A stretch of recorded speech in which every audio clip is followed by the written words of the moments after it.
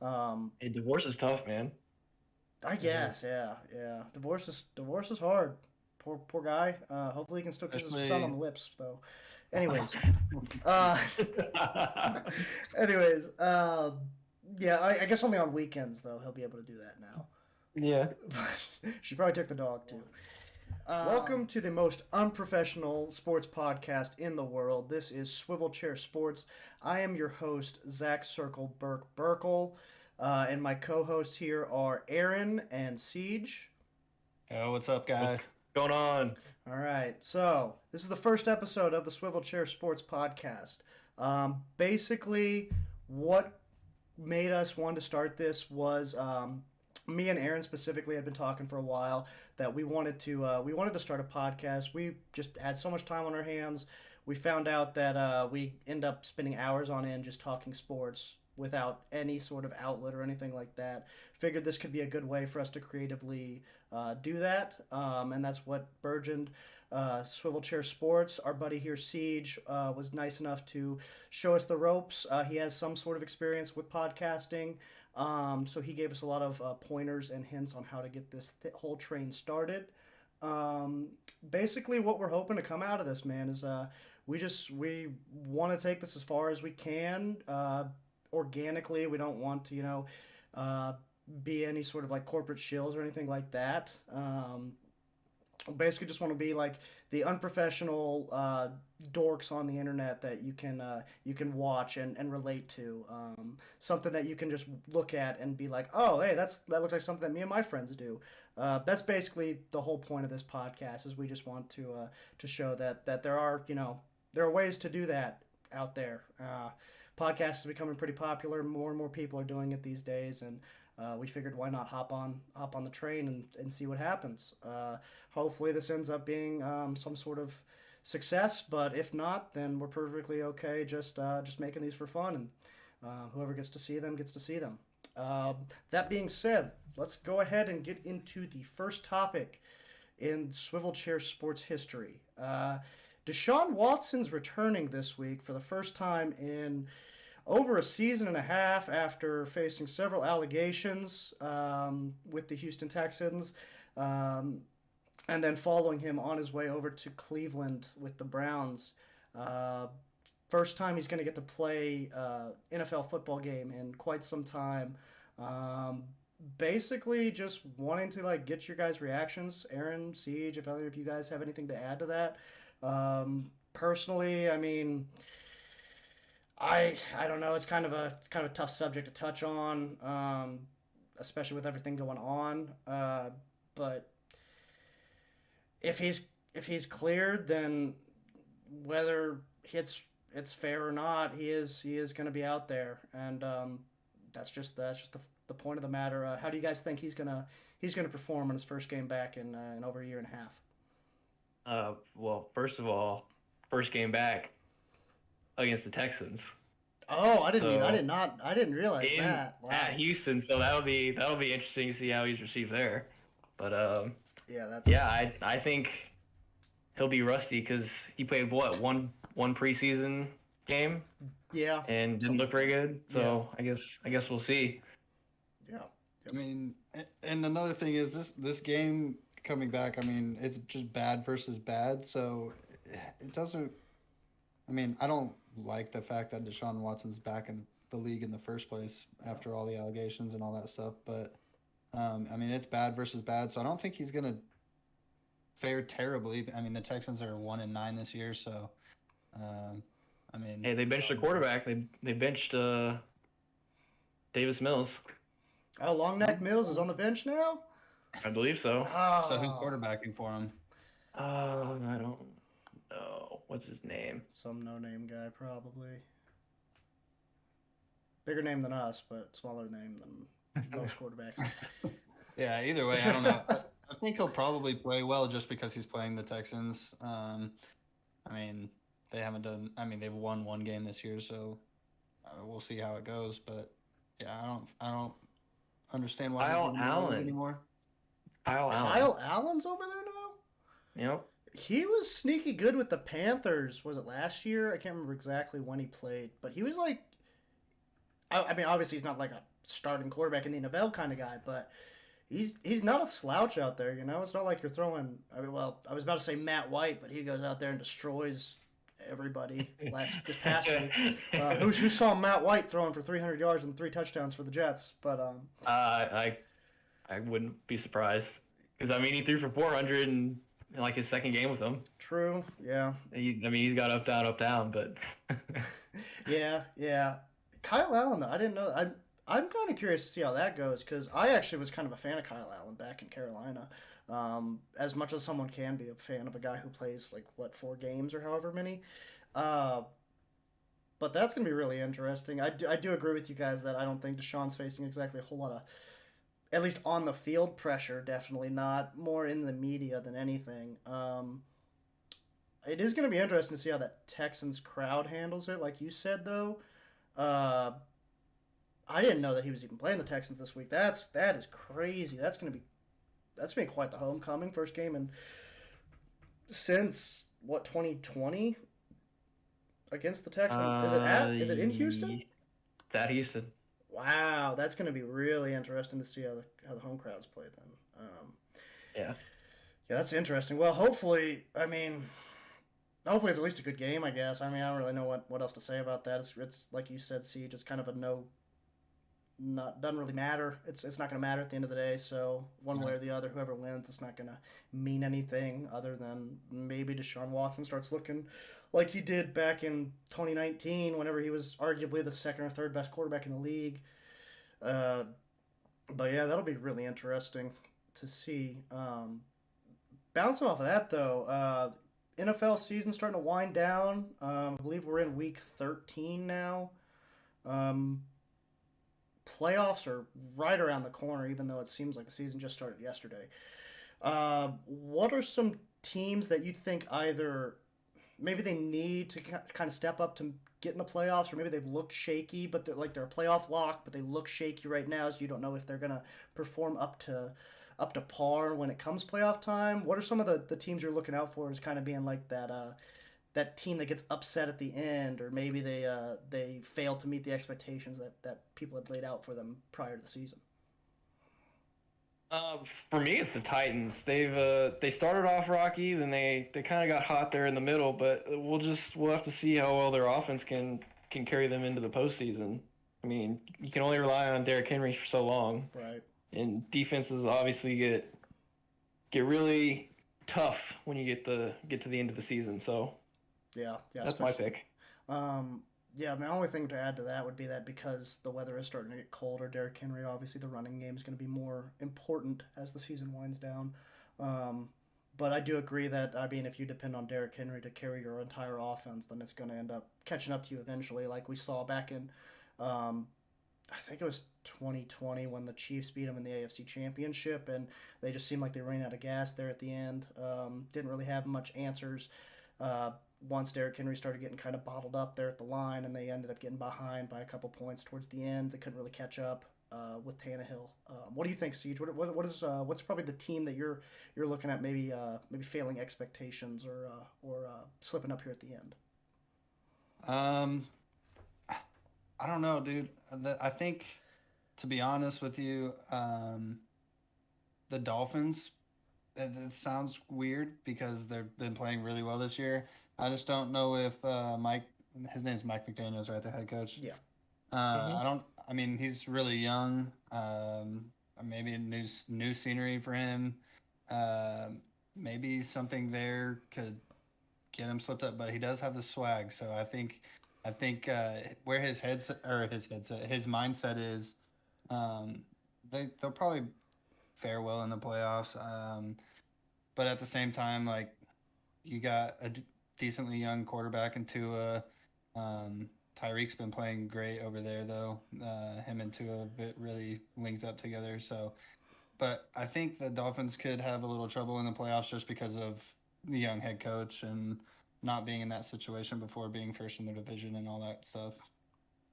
Yeah, I see where you're coming from on there. We saw last year with the Chargers specifically, that young head coach kind of caught up to them there at the end, specifically with that Raiders game in Week 17 last year, where they just ended up seemed like they fell short because of those coaching mistakes due to having that young head coach out there.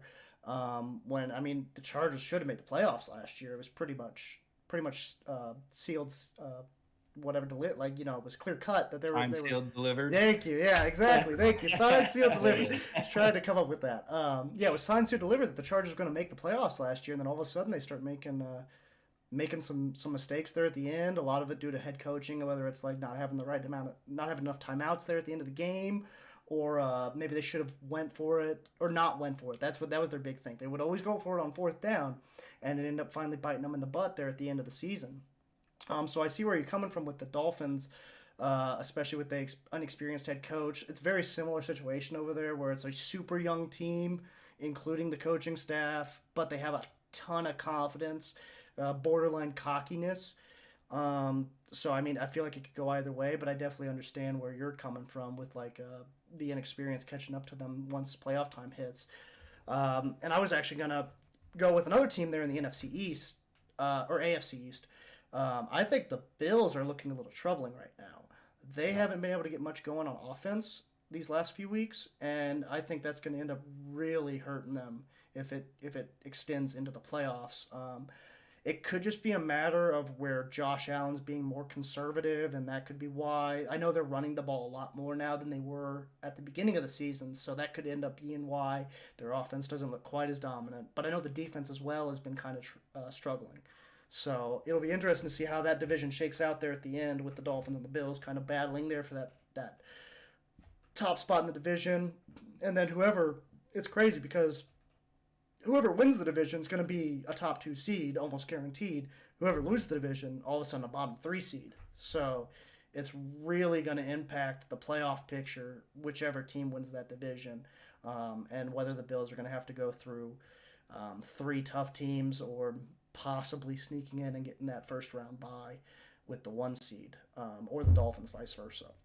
Another thing to remember about the Bills is they picked up Naheem Hines in that trade with the Colts, so yeah, they've got another dynamic back. Has he been used as much as anticipated? I know Singletary's still no, they've been slowly working him in, but he hasn't seen much yet. Yeah, because I know Singletary. I've got Singletary on my fantasy team, and he's been like consistent, but it's not like anything crazy. It's like 10 points a week. It's like a reliable starter in fantasy, but it's not anything to like toot your horn for or anything like that. So yeah, the Bills will be interesting to see how they work Hines in more, and maybe that running game does end up getting more efficient as the season wraps up. Talking about playoffs, what are you guys' playoff predictions? It's getting pretty close here at the end. I'll start with you, Aaron, and then maybe either go to Siege or come back to me, whoever wants to go after Aaron. But yeah, what are the teams? I guess we'll start with the AFC. What are your 7 teams coming out of the AFC you have in the playoffs right now? Chiefs at 1 seed. And I think I got the Bills at the 2. Then Ravens, then the Titans.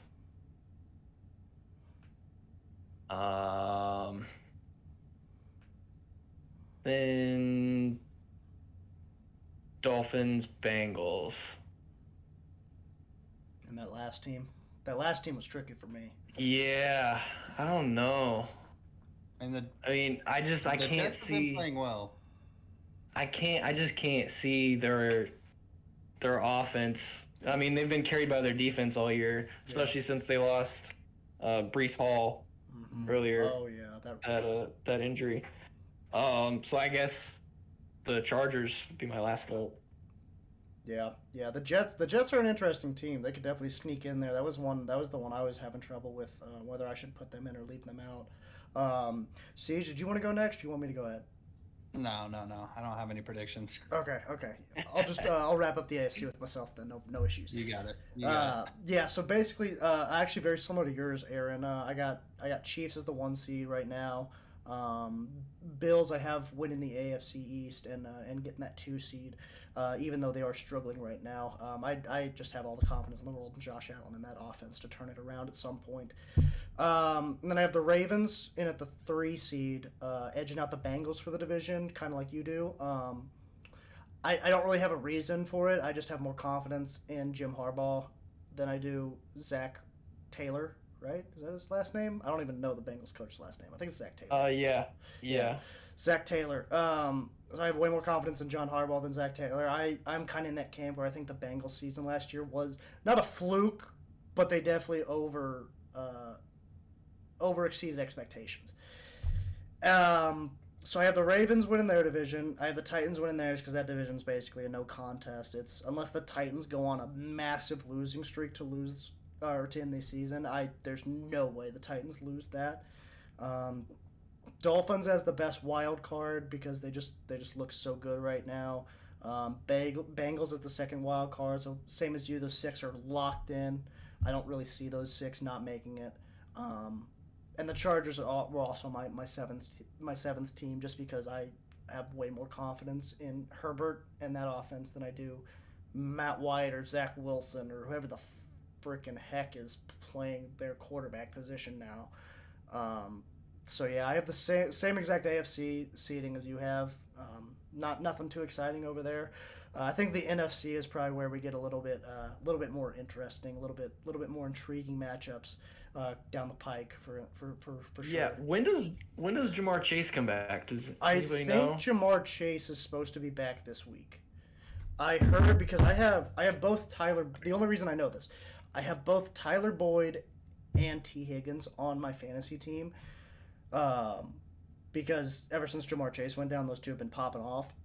And I read on Higgins's player info that Jamar Chase has been, I think he was worked into practice last week, and that he's on pace to start this week. But let me double check that real quick. So yeah, I do know he's due back soon, though, for sure. Either this week or next week, maybe. Search player Chase Jamar. He's limited at practice today, but he feels good enough to play at least quote unquote some reps. So yeah, either this week or next week, I would say, is when Jamar Chase is coming off the IR.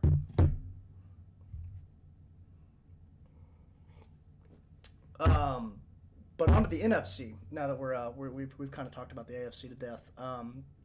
Teams you think are going to make the playoffs over there. I know some are kind of locked in at this point, like the Eagles, for instance. But how's the rest of your NFC playoff picture shaking out over there, Aaron? I mean, yeah, you got the Eagles pretty much locked in at the 1 seed. They got a pretty easy schedule left. Vikings are a pretty solid lock for the 2 seed. Yeah. I think you got. I want to say 49ers, but they've been really banged up on defense this year, so we'll see how that turns out. I do think they pull it out. Yeah, I think the McCaffrey ad was huge. Yeah, He's coming out of that absolutely abysmal NFC South. Oh, see, it's funny because the Bucks have a worse record than the Patriots. Yeah, and they're in the playoffs. They're and the currently Patriots are the below worst. 500, and they're gonna make the playoffs. Yeah. You kind of got to go with the Bucks. I don't really see this. The Saints have been really disappointing this year. I really thought that they'd come back with Jameis Winston after he got healthy, but apparently not.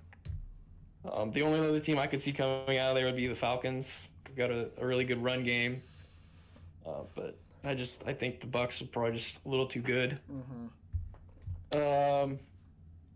Packers have been really disappointing this year. They're technically not out of it, but I kind of count them out of it. Yeah. And I guess between the Cowboys and the Giants, right? Yeah. For whoever wins the division, I think they're both going to make the playoffs. Just spoiling mine a little bit, but I think they're both going to make the playoffs. Yeah. It comes down to who wins the division and who is a wild card team. over there, kind of like with the Ravens and Bengals and the Bills and Yeah. Dolphins. Could we potentially see 3 out of the NFC East? I thought about that. The only reason I didn't put that is because I really want Geno Smith in the playoffs. I guess it's a battle between the Seahawks and the Commanders, right? Yeah, For that last spot. yeah, that's what I saw. Although I don't really have any faith in the Giants, just because of Daniel No. Jones. Yeah, no, I don't. Yeah, yeah. Just to kind of piggyback off of the Giants' take, they'll make the playoffs, but they're not making it past the first round. Whoever they play in the first round is going to beat them. I don't think it matters who they play. I think even the Seahawks could beat them. I think even the Commanders could beat them, which they shouldn't. I don't know. Seahawks struggled against a good running back last week, so Yeah, let's yeah, see if they could yeah, yeah. stop Saquon. That's true. And to be fair, I have not watched much Seahawks football this year. I just really want Geno Smith to make it because Russell Wilson's not. And that's no shade on Russell Wilson. Well, yeah, it kind of was. Dude stinks. He does. He has had a horrible season. I think he looks, whether or not he actually they lost. Like, I think right now it's pretty obvious that the Seahawks won the trade. Whether or not that stays true for the next 2 or 3 years, I don't know. But it's been kind of amusing as a Mizzou Tigers fan to see Drew Lockett just thrown to the side like that, bring in a Hall of Fame quarterback, and you still suck over there in Denver. So, yeah, we can talk about the Russell Wilson thing here in a second. I actually forgot about that. My NFC picks, obviously Eagles, Vikings, 1-2 seed, no debate there. I like you. I also have the Bucks coming out of the South just because Tom Brady is Tom Brady and Jameis Winston's Jameis Winston, Marcus Mariota's Marcus Mariota, and Baker Mayfield and whoever the heck else is the PJ Walker and the other guy that from the Jets who's Sam Darnold. Sam Darnold, thank you. Yeah, they're all terrible. So, yeah, I think the Bucks come out of the South and just based off of pure experience alone at the quarterback position. And I don't know how they're not better. They have a very talented team. I don't know how they're only 500 or under 500, I guess, now. Hey, divorce is tough, man. I guess, yeah. Divorce is hard. Poor guy. Hopefully he can still kiss his son on the lips, though. Anyways, yeah, I guess only on weekends though he'll be able to do that now. Yeah. She probably took the dog too. Have the 49ers coming out of the West. I just have all the faith in the world. Even if their defense is banged up, they're still amazing. Unless they play Patrick Mahomes, I guess. They're amazing. And Christian McCaffrey, once he gets fully integrated into that Shanahan system, I think he's going to have him and Deebo Samuel together on the same side of the football is terrifying for me. Even if you have Jimmy G as your quarterback, who is a winner. You can't take that away from him. He's a winner over there in San Fran. Cowboys coming out the East. Or no. So, wow. Yeah, 3 teams are coming out the NFC East. I was so wrong earlier. Oh, my gosh. Yeah, no, the Cowboys are the one wild card. The Giants are the other wild card. The Eagles win the division. I apologize. Yeah. So I have the Cowboys and Giants both making the playoffs as wild card teams. Unless the Giants make it? I think the Giants make it just because they're like 3 games ahead of. Yeah, but have you seen the rest of their schedule? Yeah, I think, but 3 games is a lot to make up in only 4 weeks' time. Yeah, but they have the Eagles twice, the Commanders twice, the Vikings. So they would have to lose to the Commanders both times for them not to make the playoffs, I think. Because that'd be the only team that would jump them would be the Commanders, because I think the Seahawks make it in. Those last 2 spots are going to be between the Giants, the Seahawks, and the Commanders. So I agree that whoever wins that Giants Commanders series is probably going to make it out of those 2, and then the Seahawks I think are kind of just going to slide right in there as the 6 or 7 seed on the back of Geno frickin' Smith, baby. So let's go Hawks. Um, Speaking of Seahawks, Russell Wilson used to be one. Now he's not. Now he sucks. Opinions. I think it's hilarious. I mean, you and I are Chiefs fans, so Yep. we always heard, oh, the Broncos are just One quarterback one quarterback away from a Super Bowl caliber team, and here they go and get a Super Bowl winning quarterback, proven guy, and Hall of they Famer. stink. Yeah. They absolutely stink, and I think it's hilarious. Yep. Yep. Siege opinions on Russell Wilson being terrible this season. We kind of saw hints of it in his last year in Seattle. Yeah. I mean, we kind of saw hints of him having a downswing in performance, and that Disagreements downswing with has teammates just and the coaching staffs. yeah, and it's just spiraled out of control once he went over to Denver. I mean, Denver wasn't good in the first place, but I mean his performance has gone down significantly. I think it's pretty funny as well. I'm not a Chiefs fan. I'm not even an NFL guy really. If I had to pick a team, it'd be the Patriots just because I lived up there for 7 years. But um, yeah, I don't. I think it's funny that he's his performance is downswung so hard, so quickly. Yeah, yeah, I know exactly what you're talking about with the his performance. Definitely seeing a downswing in performance. I guess his play being a downswing in performance at the end of his Seahawks tenure, because he was like the whole saying was let Russ cook, which worked until it didn't, and then when it didn't, it really did not work. And I think that's kind of what you're seeing over there in Denver now. They had no running back, really. I guess they had It that. worked when you had Marshawn Yeah, Lynch. yeah, exactly. They have really no Yeah, running game in Denver right now.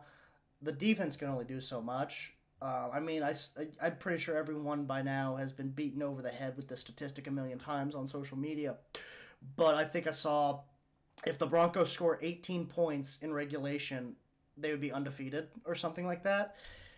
And that's just crazy to me that you trade all that stuff for your missing piece, and then he comes in and being worse than what you gave away. I think that's just hilarious as a Chiefs fan. And like you said, Siege, even a guy who doesn't follow the NFL much can get some laughter out of it, kick out of it. Um, so yeah, and he was a former Super Bowl MVP. So now let's talk about some regular season MVP. MVP race starting to really heat up here at the end of the season. We've seen some quarterbacks. I'm just gonna say it. It's a quarterback award. I know we hate that. It's a quarterback award. I'm sorry. We've seen some quarterbacks start really hitting their stride here of late. Patrick Mahomes, Josh Allen, not to the same extent. Joe Burrow's really starting to get hot now. Jalen Hurts has been great all year. Tons of different guys that MVP race could that MVP trophy could go to.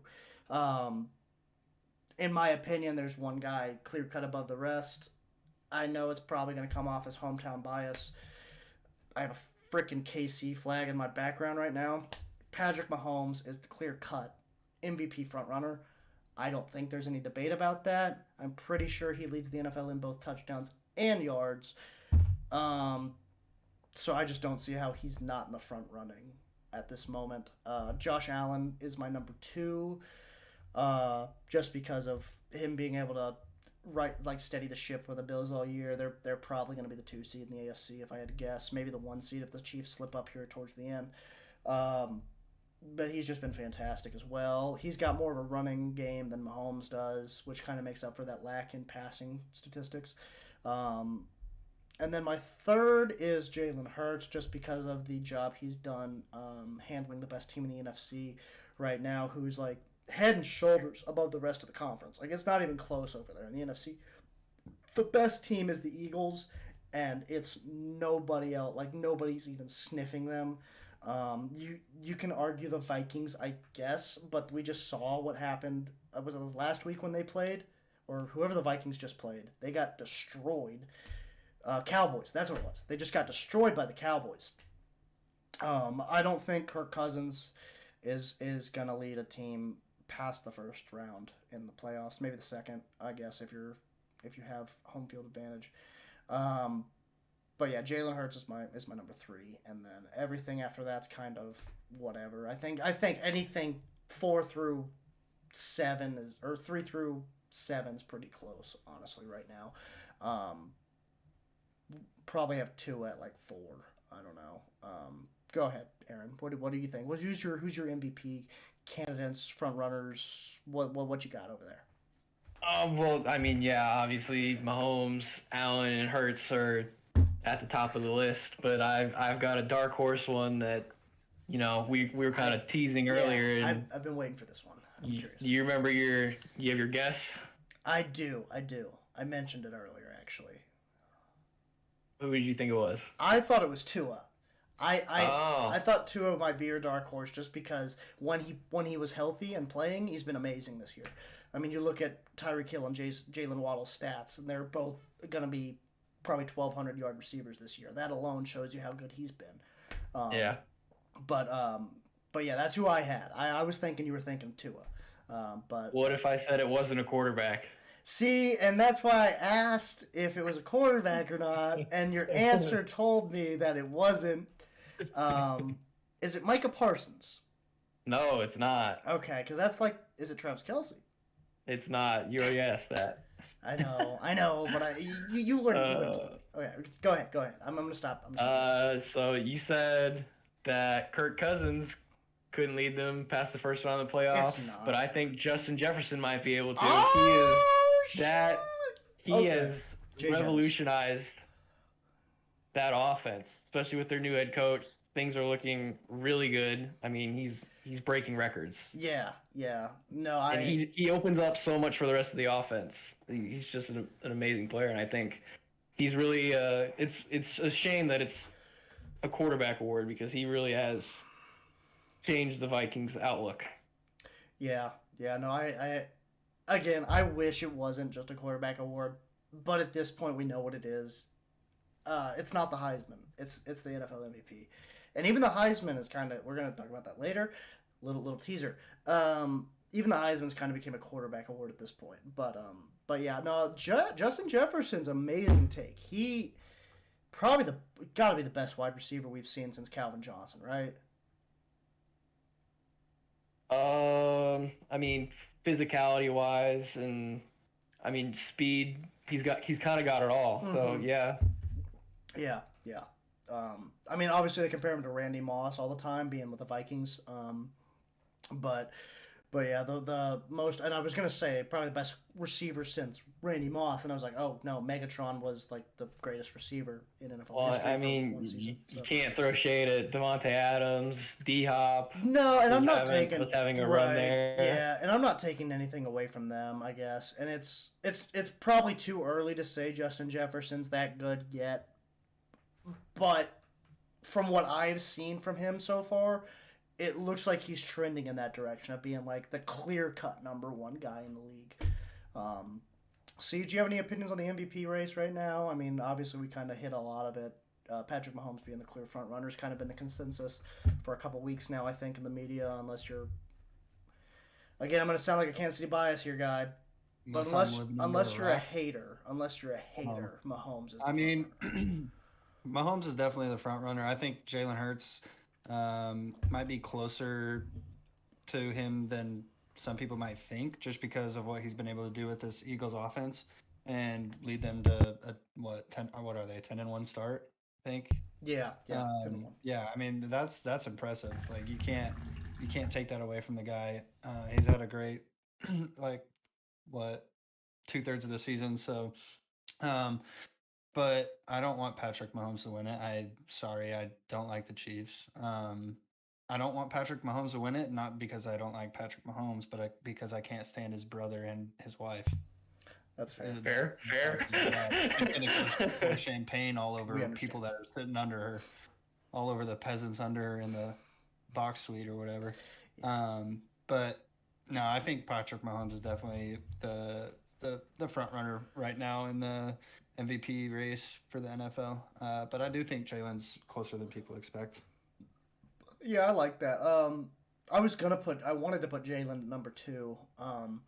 But I think the one thing that kept me from doing that was the Colts game a couple weeks ago. It was, which I mean, I guess that's not fair because the Chiefs lost to the Colts early in the season. So I guess that's probably not a fair thing to say. If Jalen Hurts wasn't good against the Colts, he still beat them. Chiefs didn't beat them. So maybe I The took too Colts much out do of have that. an underrated defense. It's just their offense is not there. And now that they've got their new head coach, they've looked a little bit better. So I who think knows? I think it's hilarious. All the people shitting on the Jeff Saturday hire and then him coming out and winning his first two games. Yeah. I think that's hilarious because I mean, whether or not he was like experienced enough for the job or whatever you want to say, um, did it really matter? Was it gonna matter? I mean, I guess maybe they had a chance to sneak into the division picture, but the Colts weren't going anywhere this year. Who cares who their head coach is? They're not making it to the playoffs. It wasn't that big of a deal. And now look, he's actually maybe not that bad. Who knows? I don't know if he'll be back next year as the head coach, but I think it was unfair for him to basically poop all over him as a candidate before even seeing what he had to offer. And now he's kind of making a lot of people eat their words, I think. Because obviously the coaching's the difference. They have the same exact roster they had before he was hired, minus Naheem Hines. They have the same roster now. Um, and they're winning games at least. That's something you couldn't say with Frank Reich. Um, so yeah, I just think it's funny to see people having to eat their words on something. That's always amusing. Moving on from NFL, we've talked that to death. Let's talk college football. I personally, not that experienced, not that knowledgeable. These two, specifically my buddy Siege here, much more knowledgeable on me than me. I'm gonna let them kind of take the reins here for a little bit while we discuss some college football playoff predictions. Who you got? What you think? What's going on? So, I mean, right now, the top four in order: Georgia, Michigan, TCU, and USC. Uh, I don't see this changing much at all as long as USC takes care of business in the Pac 12 championship to a Utah team that is their only loss on the schedule so far. Um, Caleb Williams is absolutely playing out of his mind, and I think they're going to come out with a little fire under their belt and take care of business in that game. The rest of the championship games, the only other interesting one is TCU and Kansas State. It's a top 10 matchup. It's the only top 10 matchup that we even have. Michigan gets to play 8-4 Purdue in the Big Ten championship. The Big Ten West is an absolute joke. I mean, these conference championships should mean something. But then, I mean, we have these big dogs sitting outside like Ohio State, Alabama, Tennessee this year with Hendon Hooker. They just couldn't take care of business when it mattered the most, so they're sitting on the outside looking in, and I don't think that they can get in as long as USC takes care of business in their championship game. Yeah, that's kind of what I've seen so So far. But go you ahead. think TCU gets in even if they lose? I think TCU takes the 4 spot if they lose, yes. And that could be because I have TCU bias because I'm a TCU fan. And before anybody attacks me, I've been a TCU fan for a long time. I used to live there also, so give me a break. We were in the Mountain West back then. We were a little baby dog, but it's okay. Um, no, yeah, I think TCU gets in no matter what because ESPN actually has their strength of record right now as number one in the country. I think they do have a stronger schedule, and I think the one team that would jump them would be Ohio State. But yeah, I think TCU definitely has a stronger schedule. So See, but that's the question that everybody is kind of stumbling on is do conference championships matter? do you need to make the conference championship to get into the college football playoff? Ohio State, their season's done. They're not playing another game to boost their resume to get into the college football playoff. They didn't make it. They got blown out by 20 to a Michigan team that just ran all over the field on them. I mean, they had almost 300 yards rushing, I think, against Ohio State, and that doesn't bode well for a playoff team. Like they looked terrible, to say the least. I mean, C.J. Stroud didn't play his greatest game, but he didn't look awful. He did what he could to give them a chance, but Ohio State's defense was just Swiss cheese, and even without Blake Corum, they were running all over the Ohio State defense. And Michigan's defense looked pretty good in that game. I mean, they stopped a pretty powerful Ohio State offense. I mean, They did. yeah, I do think it's kind of unfair that they're done and they've set the resume out there and they're out of their championship game and they could still potentially get in, but that's just kind of the way it is right now, at least.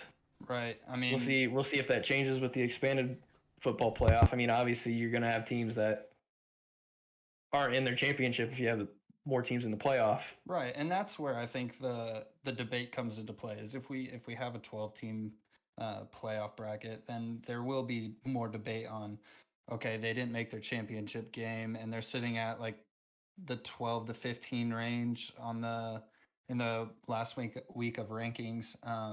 Then a debate comes into play. Okay, let me look at how they actually played. Let me look at their eye test.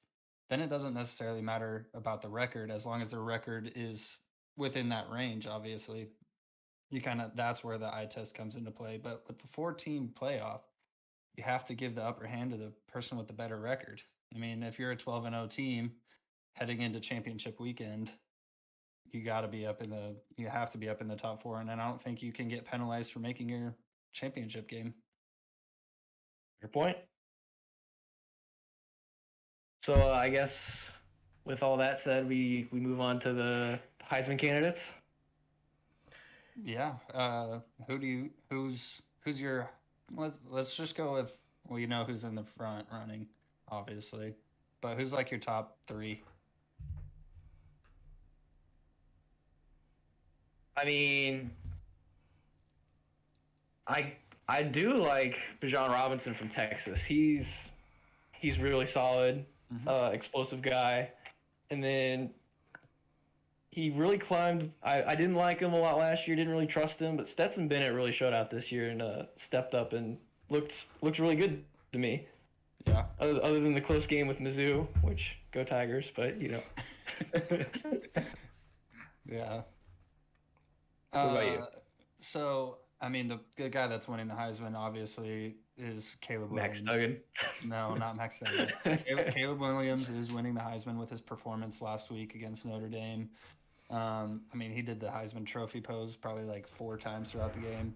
He had one crazy play where he almost got sacked. He like loops around to the right, pump fake throws, takes off for like a 30-yard run across the field, and that run really sealed the game for them against Notre Dame. And so I think he's winning the Heisman. He has the best numbers. He's set a record for most touchdowns in a season at USC, which is a big thing to do with, I mean, people like Matt Leinart going there and stuff like that. But so I think he's winning. The other people that I think should get an invite to New York just to lose are Max Duggan. I mean, what Max has been able to do with the TCU team that went 5-7 last year to 12-0 this year is pretty impressive. I mean, he's thrown for over 3,000 yards. He has over 30 touchdowns. Been a key part in gutting out some tough wins for the Horned Frogs. Oh, absolutely. I mean, every week was tough for the Horned Frogs this year. And there was not one game where I was sitting there watching and felt good about it, except for the Iowa State game. I mean, but with Max Duggan, I mean, he has a great story. So New York can get about an hour worth of content out of his story with how he had heart surgery and came back, and he didn't win the starting job this year. And then he came in an injury the first game of the season. I was, He I'm he came surprised in. that ESPN hasn't talked about that more because I didn't even know that was a thing until you just said that, and that seems like something that ESPN would like put all over the place to get more people to come look at them, basically.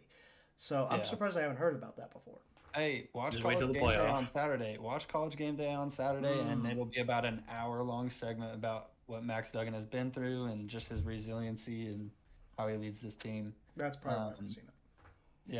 yeah, but yeah, I think he's number two. Honest, like I'm not going to put him at number one just because of the season that Caleb Williams had. Yeah. I think Max is number two right now, and Robert Griffin III would also agree with me. He's on the Duggan train, so that's all RG3.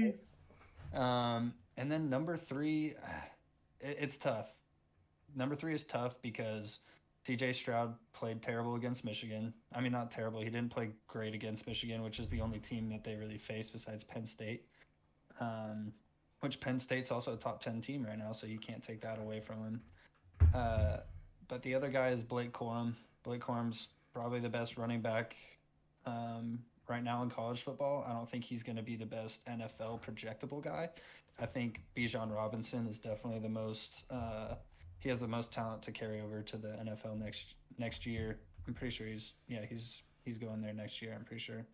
Um, but yeah, I think Blake Corum is probably the third guy for me, even though he was injured and only took 2 or 3 snaps against Ohio State. Um, but yeah, those are probably my top three right now. Which I mean, it's not going to change much this weekend. Yeah. Yeah. Yeah, for what it's worth, I don't really. Again, I don't know much about college football, but for what it's worth, my top three is Caleb Williams, Stetson Bennett, C.J. Stroud in that order. Again, that is completely based off of nothing but looking at records and stuff that people have been saying throughout the season. I haven't had the opportunity to form my own opinion about the Heisman race. Um, but Aaron, maybe I'm sure you have probably had more of an opportunity than I have. Who are your top three? You're kind of similar to Siege's. Were you not here about 5 minutes ago? Guess not. I know Caleb Williams is like the number one, and then I know Aaron joked about Max Duggan, and then you had him at number two. Yeah. Uh, So my only problem with Stetson Bennett is he doesn't get touchdowns. I mean, he's thrown 16 touchdowns and had 6 interceptions. He's thrown for over 3,000 yards, which is a stat of its own. I mean, but he doesn't have the touchdowns to back up what any of these other big name quarterbacks, or not big name quarterbacks, but these Heisman front running Right. quarterbacks have. Georgia relies a lot on their run game, they always have. and that SEC offense. I mean, the SEC quarterbacks are not great usually. Yeah. I mean, so that's the only reason I don't have Stetson as a Heisman watch guy, just because he doesn't have the touchdowns. Yeah, I mean, me putting him at two was purely based off of Georgia being who they are. Again, not being able to watch any games this year, really. Basically, I just looked at, oh, I know Georgia's like by far the best team in the country, so their quarterback must be pretty good. Let's just throw him there at two. Yeah, Um, absolutely. yeah, That makes sense. yeah. So Uh, mhm. go ahead. No, you're fine. All right. So yeah, and then my playoffs are basically the same as yours. Again, for what it's worth, was 4 teams stay the same. Um, it really is difficult whenever you have that like conference champ. Whether the conference championship does it mean it's something? We've been asking that Right. question since the playoff format was implemented. Back then, I did watch more college football because the Tigers weren't dog crap. Um, and so that's always been like, and I think like Aaron and you both pointed out earlier, I do think the expanded playoffs will eliminate that question to no, it doesn't matter. We knew it probably didn't matter. Now we know for a fact it doesn't matter. Um, but yeah, I mean, it's gonna be so like obviously if Georgia loses, they're not getting out of the top four. Obviously, if Michigan loses, they're not leaving the top four. Probably TCU would be the TCU and USC would be the only two where it'd be kind of like maybe, but if TCU loses, I could still see them making it. K State's a solid team. Um, I didn't know USC's one loss was to or first loss was to Utah this year because they lost to South Carolina a couple weeks ago. Um, right? Didn't they? They lost to Spencer No, Rattler. no, They no, no, didn't. no, I no. thought they lost to No. Spencer Rattler. Now Tennessee lost to them, and Clemson lost to them. Oh, Yeah. that's what it was. I knew it was like a top five team lost to South Carolina during Bedlam Yeah. week, but I couldn't remember who They it was. got, yeah, South Carolina, Spencer Rattler and South Carolina both beat, or they beat Tennessee and Clemson Yeah, Mhm. that's what it back-to-back was. weeks. That's what it was. And, Okay. yeah. Yeah, yeah. So, yeah. Unless USC screws up, I'm kind of with you, Siege. I don't see any of those top four teams getting knocked out. Especially because I mean, like you said, it's kind of unfair. They have to play a whole extra week. Right. Is it really fair for Ohio State to move up just for not playing? Like that's the only reason they're moving up is because they did not play. Right. That's going to be interesting to see if that ends up mattering or not. But moving on from college football, let's talk some hoops. Let's talk some NBA. Season started not too long ago, end of October. Just now, kind of starting to get into the swing of things. Still kind of far off from even like the halfway point of the season and All Star break. But one thing a lot of people are talking about already, of course, because people love making lists and people love ranking players. The MVP race. There are about 9 or 10 people that could be in this MVP race right now. I saw a YouTube video, if not last night, then 2 days ago, from this YouTube creator, Jimmy High Roller. He's pretty popular in the basketball YouTube basketball community, as well as I also watch like some other YouTubers like Rusty Buckets and KOT4Q Kenny. Some people may be familiar with those guys if they watch, if they're basketball enthusiasts and they watch basketball YouTube. But Jimmy High Roller, he came out with a video, basically saying that this is the greatest offensive season we have ever seen in the NBA since its inception. Which a lot of people probably not too surprised. NBA has been picking up in both pace and scoring for a while now, dating back to the 90s. I mean, shoot, teams are scoring 120 like it used to be 90 points back in 1992. So, scoring is definitely not as hard to come by as it used to be in the Jordan era and before that. But yeah, there are about 10 players that are in that Jimmy High Roller video. He said that there's a level of MVP caliber essentially where every MVP, I think is what he said, was they had more than 45 total points, rebounds, assists combined. So if you add up their points per game, their assists per game, and their rebounds per game, it would exceed 45 total. Um, Typically, an MVP caliber season is using that statistic as a measuring stick. An MVP caliber season would be any player averaging 45 or above points, rebounds, assists combined. There are like 9 people right now that are doing that. First time we've ever seen that in NBA history. You've got like Luca out there with Dallas going insane. Steph's starting to heat up. Jason Tatum seems like he's hit a new level in Boston.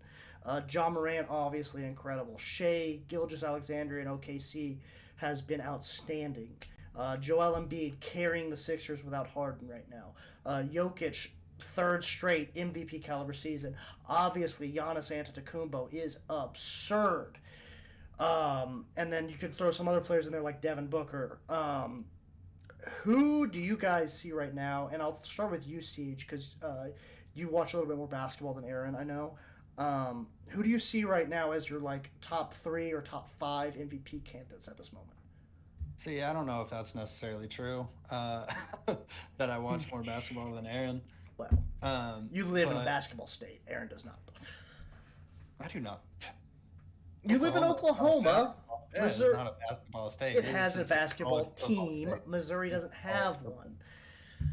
Okay. Well, either way, my right now my top 3 are probably Luca at 1. Give me Luca at 1. Tatum at 2, and give me the Joker at 3. I love the Joker. Yeah. I can't put. I just love Jokic. I love the way he plays the game. He's just a big goofball out there that's just destroying everybody. Um, and the way he does it too. I mean, he's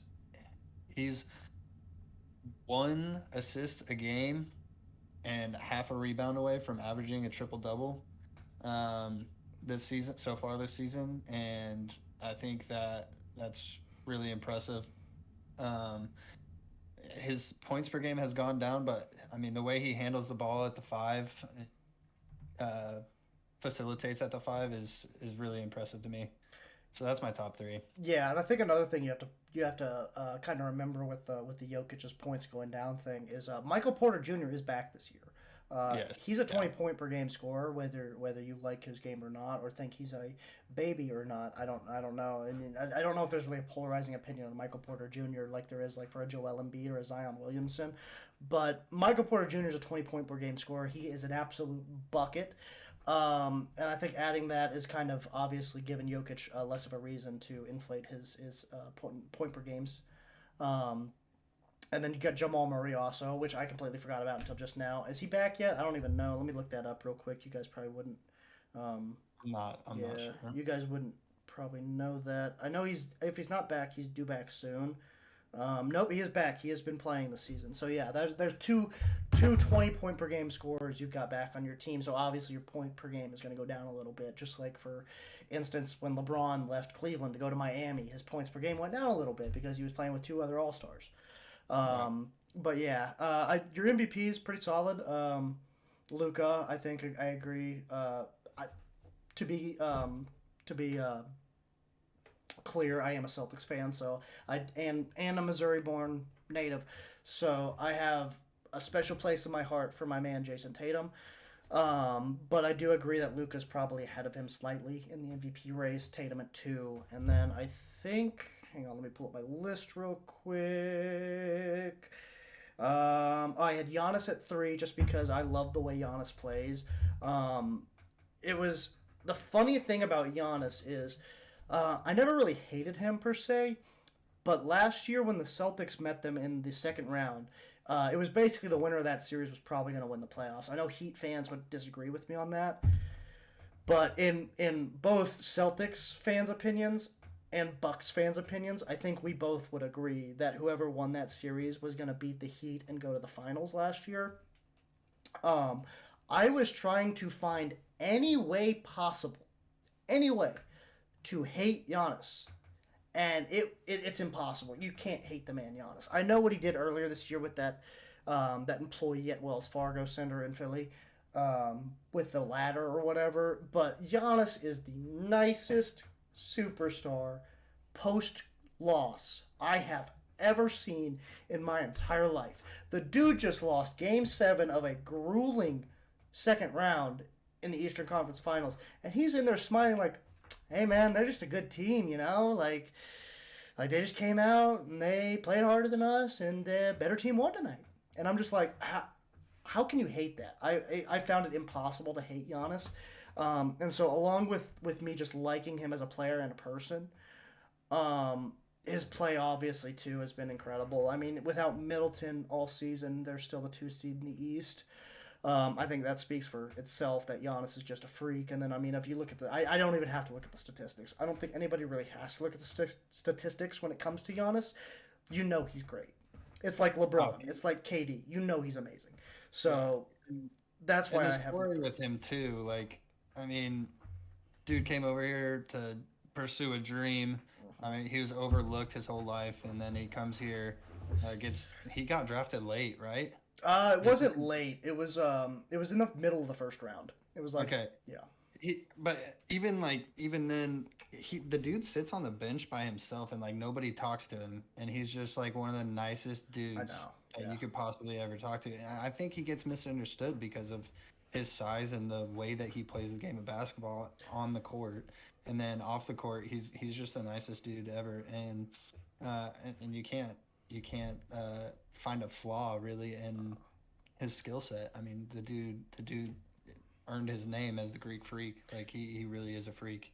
when it Yeah, comes to basketball. yeah, going off of what you said with this play style, that's the main reason that I was trying to find a way to hate him because he was just bullying us last year. Like it was every time he ran down the court, whether it was or not, you think it's a freaking charge because he's just bullying his way to the rim, and he's just so much stronger than everybody that he just gets there and just boom, easy, no problem. Yeah. And then you hear him talk post game, and you're just like, why? I can't hate that dude. He's such a nice dude. Um, and then some other kind of like lesser talked about. You mentioned Jokic. Steph Curry was another one. He was my fifth. He's my fifth in my MVP ladder right now, simply because of record, not because of him personally. Their record's just not been up to snuff for me. But Steph's doing incredible things again. Greatest shooter in NBA history. That's coming from a Celtics fan who watched Ray Allen for I don't not enough time, but long enough. And Steph Curry's just ridiculous out there. Seeing him run around, it's the guy that you hate playing against at the YMCA. Like you just, it's like we have this friend who his name's Kyle Cross, and the dude never stops moving. No, And never. that is basically what Steph does. He just runs around. It doesn't even look like he's running plays. He's just running circles around the paint. And eventually he just gets open, catches, pops it, boom, game over. So Steph's been insane. I got to see a close up of him, obviously, with the finals last year, not in person, to be specific. I wish I would have went to a finals game last year. But I got to see a lot of Steph last year in the finals when the Celtics were breaking my heart and losing in five, right? No, six. Um, yeah, losing in six. It felt like 5 games, but losing in six. And Steph Curry's just ridiculous. Jordan Poole's gonna be great, but Steph is clearly the straw that stirs that drink over there in Golden State. Aaron, you have any opinions on the NBA MVP starting to heat up a little bit? We might have hit just about everything with Luca I and mean, Jokic. yeah, the numbers don't lie. You guys kind of hit it all. Luca, Giannis. I mean, it's close for me between Tatum and Steph. Probably put Tatum just above because I mean he's averaging 49 points a game. Crazy. But yeah, Steph. I mean, the Warriors had that tough stretch, um, late October, early November. Yeah, But yeah, they look like they're turning things around. They'll figure it out like they always do, and somehow make the playoffs and yeah. probably be finals favorites at some point. Yeah, I think me included, anybody who wrote off the Warriors early in the season are looking pretty dumb right now. Unfortunately, they are probably gonna make the playoffs and be title contenders again. For those out there that may not enjoy the Warriors dynasty, unfortunately, it is still here, guys. Siege, you got anything I to have add a to that? question. I have a question real quick for you or for y'all specifically, really, Berg. I know you're a Boston fan. Hmm. Uh, do you think the Eastern Conference is starting to kind of level out the Western Conference with the whole, you know, the past few years we've had like the super teams and stuff like that. Um, there's still some super teams in quotation marks, but do you think the Eastern Conference is starting to kind of level that out with the Western Conference? Yeah, so actually, it's funny you bring that up. I've thought that for a couple of years now that the East was starting to catch up to the West. I think it was pretty. I think you could kind of see that in the where you can really see the competitiveness of a conference in the NBA specifically, probably other sports too, but the NBA specifically is those last like 3 or 4 seeds there, where it's like back in 2013, somewhere around there, when the East was really bad, the 8 and 7 seed were like 500 teams and worse. Mm-hmm.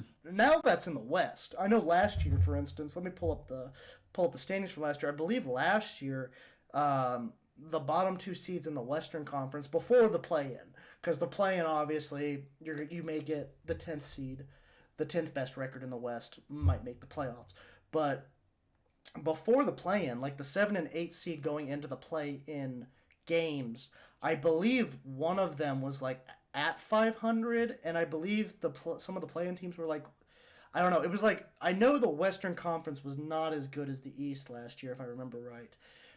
And it was like crazy to me because, like you said, growing up, it was always the best in the West and the least in the East. Um, and then as a Celtics fan, I got to see that a lot. Obviously, it was a lot easier to make the finals back then. It was basically just the Celtics, LeBron, and everybody else. So now it's definitely not like that. You've got the Celtics, you got the Heat, which the Heat actually haven't been that great this year, but you got the Celtics, you got the Bucks, you got the Sixers, you got the Nets should be. I don't know why the Nets are still bad. That Do you want to talk about the Nets? I kind of want to talk about the Nets. I mean, they were good last year. Not really. They were a play-in team last year. What? Yeah. Boston was the 2 seed. 20 to 20. Wait, what am I looking at then? 2020, 2021 season? 2021, Oh, that'd be 2022. 2021. Yeah, I'm stupid. Looking at the wrong thing. Yeah, no, they weren't bad. I mean, they they were were, above 500. but they were severely under expectations. Like a team with KD and Kyrie should not be a 7 seed or whatever they were. But he didn't play that much, Kyrie. True. They had Harden at that point too, right? They had Harden for about half the season. They traded Harden right before the All-Star break last year. It was like I think it was KD drafted, I think, with Harden, drafted his All-Star team with James Harden still on the Brooklyn Nets, because I remember NBA guy like Shaq and Chuck and all them, and Kenny and all them, they were kind of poking fun at the whole situation, being like, hey, so have you talked to James Harden yet? And KD was like super pissed off. So I know he was at least on the team till the All-Star break, and then they traded him for Ben Simmons, which, to be fair, Ben Simmons has looked a little bit better recently, but you just don't trade James Harden for Ben Simmons unless you have to, which I guess they had to. But yeah, I mean, here I got the standings for last year pulled up. Yeah, so like the Pelicans, for instance, the Pelicans made the play-in and they won that to make it to the playoffs. They were 10 games under 500 in the West. The Clippers were the 9 seed. They were only 2 games over 500. So I think the East has been getting better than the West has been for a couple years now. I think it's kind of been probably since pre-bubble, pre-pandemic. That's kind of when it kind of started shifting more towards like evening it out, as opposed to West being way more superior than the East. Because at one point it was like the 10th seed before play-ins were a thing. The 10th seed in the West would have been in the playoffs like in the East. Yeah. in the East. Yeah, like it was crazy how much more stacked the West was than the East back then. So yeah, I definitely think it started evening out in the last few years. And at this point, you may even be able to argue that the East is better than the West. I don't know. All-Star games have always been kind of. It's never really been a good statistic in measuring that, because obviously they're not going to give their all. Some players don't play at all. But also, the West was just loaded with talent. The East just happened to be super top-heavy. So you'd get like 3 or 4 guys off of one team in the East. You'd get like one team off of each of the top 10 teams in the West. So that was the main thing back then, is that the West just had more talent on each team, whereas the East was just, they had about the same amount of talent. But in the East, it was all on like 1 or 2 or 3 different teams, as opposed to the West, who it's on like 6 or 7 or 8 different teams. So I think that's been the main difference, is that players have just not been teaming up as much. Super teams aren't as popular as they used to be back then. I think a lot of GMs and executives have started to realize that the super team may not always. I think the Nets, for instance, have kind of shown people that just having a bunch of talent's not enough to win anymore. You need to have a good team. And so I think look at the Lakers. The Lakers are just the worst Yeah, yeah, They're so bad. yeah. Like you would think. Obviously, like I mean, Russell Westbrook's not as good as he used to be. LeBron James isn't as good as he used to be. Anthony Davis even isn't as good as he used to be. Which No. that's the one that I think you should kind of look at and be like, Anthony Davis should still be good. He's in his prime. Why is? I mean, obviously it's injuries, but you gotta. I think people should be talking about Anthony Davis more than Russell Westbrook. Because Russell Westbrook, he is at the age where he's going to start slowing down. I don't know why people are surprised about that, especially with his skill set specifically. He's always been a guy that depends on his athleticism, his speed, his quickness. So as you get older, those type of players get a little bit worse. Look at Tracy McGrady, for instance. Look at Vince Carter. The only reason Vince Carter stuck around is because he learned how to shoot the three. So Yeah. I don't know why people are surprised that Russell Westbrook is all of a starting to play worse. It was kind of written in stone that this was about the time he was going to start regressing. But I mean, I could have told you that about 4 years ago. Whenever I don't know if it was actually 4 years ago, but remember when we went to that Thunder and Rockets game, Burke? yeah, yeah, And Russell Westbrook bricked about 13 threes, and we all started chanting "Trade Russ" yeah, yeah. And then and you did stuff to like that that. team specifically. Yeah, yes. And I was actually happy that we traded him away. Worked out. But Got Shea. well, it kind of worked out. We got Yeah, we Shea. did get Shea. Shea is very. I love Shea. It kind of sucks that. Yeah, for those who don't know, for anybody listening who may not know, Russ was traded for Chris Paul. Chris Paul stuck around for a year. Oh wait, no, he was traded. Oh yeah, no, yeah, he did get you Shea then in a way because you traded Russ to Houston after Chris Paul demanded a trade to the Clippers. So kinda, it was connected. Because you traded you traded Paul George to get Shea, and then that was kind of when you were like, okay, Russ, bye, and kicked him down to Houston. No, Russ was gone before then. Russ was gone when we had Russ and Paul switched spots, is what it was. No, Russ and Paul were together till Paul left. No. Yeah, because Paul left, and that's what made you decide to blow it up. It was at least the same off season. I don't know which happened first, but it was the same off season. They'd never played like Paul George never played on the Thunder without Russell Westbrook. I don't know. I don't remember. Because y'all lost to Gotta Joe figure it Jingles, out. remember? Y'all lost to Joe Jingles in the Oh, you lost to me. That's my guy. Jingles? yeah. The Thunder So lost sorry. to Jingles in the first round, the Jazz, and then Paul George requested a trade after that, and then they traded Russ down to Houston. I don't know which order it was in. I thought it was Paul George to L.A. and then Russ to Houston. I thought Paul and Chris went to LA at the same time. Chris never. No, you didn't trade Chris to L.A. You traded him to Phoenix. Dude, I'm so confused. Yeah, no. Chris Paul went from. Either way, hey, Yeah. Sorry. either way, we're editing out the last 2 minutes Okay. Why? because I suck at this. You're fine. It's not that big of a deal. But we can, yeah. I actually was about to start wrapping this up, anyways. So, yeah, we'll cap it on the NBA talk. Luka, number 1 MVP, Tatum number 2. I think's been kind of our consensus. I know Aaron had Tatum at 1, and Luka not even in the top 2. So, but Yeah.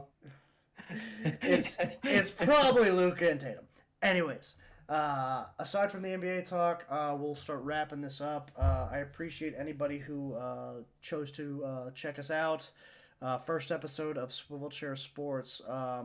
Went better than expected, I think. We were actually kind of worried this was going to be a super chaotic mess. So I've actually been pretty satisfied with how tonight's went. Pretty happy with it.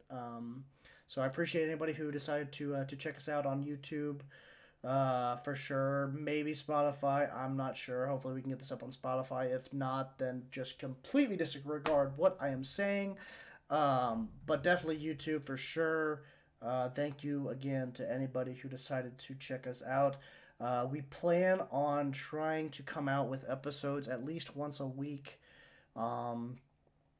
plan on Thursdays for the time being, just because we recorded this on Wednesday night, and I hope to get it up on our channel Thursday morning. It would be a nice way to start off December 2022, I suppose. So, that is all. This has been Swivel Chair Sports, Episode 1. I have been your host, Zach Circle Burkle. My co-hosts, Aaron and Siege. Hopefully we can get this ball rolling, and this is not the last you hear of us. So, thank you again. Have a great night. Goodbye. And go USA Soccer. Oh, yes. Go USA Soccer. Go USA Soccer. That is the one part we forgot to mention. USA Soccer made it out of pool or group play. We're into bracket play. USA.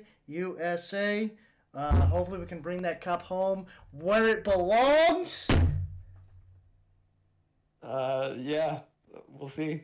We got Netherlands on Saturday. we got some tough competition. Go, We'll see how, go see how group play ends up. Eagles. What would our mascot be? I guess our mascot would be an eagle.